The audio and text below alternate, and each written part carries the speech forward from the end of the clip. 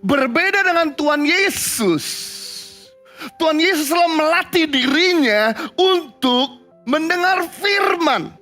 Makanya ketika dia dicobai 40 hari berpuasa, iblis mencoba Yesus berkali-kali. Yesus patahkan dengan firman. Kenapa? Karena dia udah terlatih memberi makan rohnya.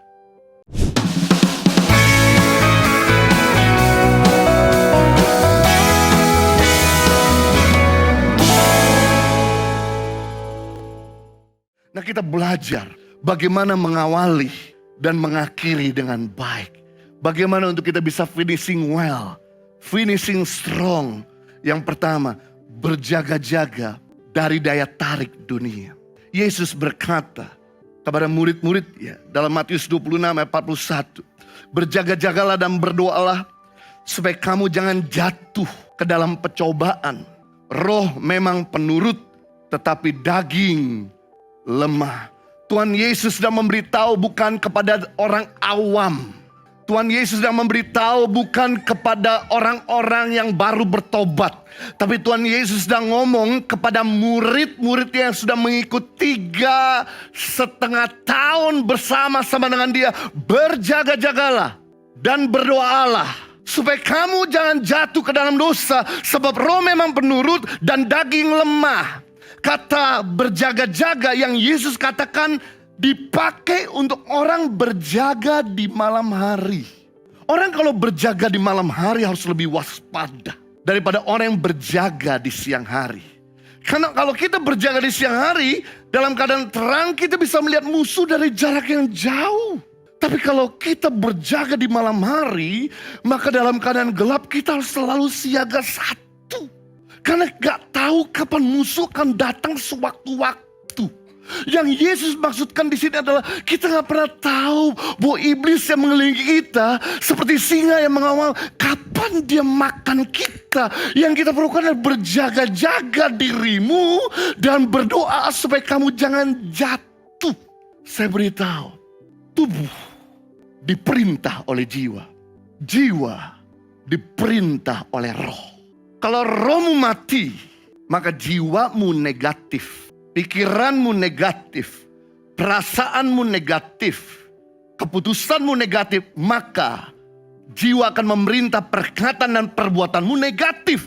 Namun sebaliknya kalau rohmu positif, kalau rohmu selalu hidup, maka jiwamu positif, pikiranmu positif, kehendakmu positif, perasaanmu positif, maka yang keluar dari perkataan dan perbuatanmu ikut positif. Sudah tahu bagaimana cara anjing kecil mengalahkan anjing besar?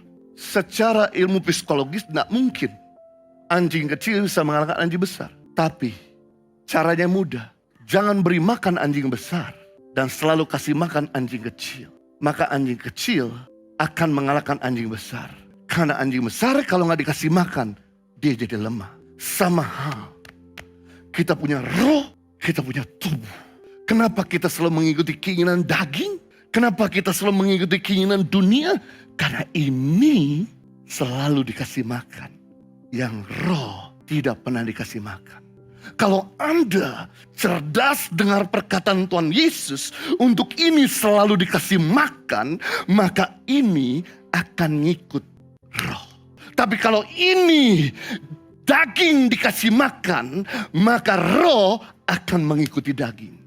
Kenapa Anda jadi orang ketika digoda seperti terseret oleh nafsu? Kenapa Anda jadi orang yang susah mengendalikan perkataan? Kenapa saudara jadi orang yang susah mengendalikan pikiran yang positif? Karena rohmu tidak pernah dikasih makan, dagingmu yang selalu dikasih makan.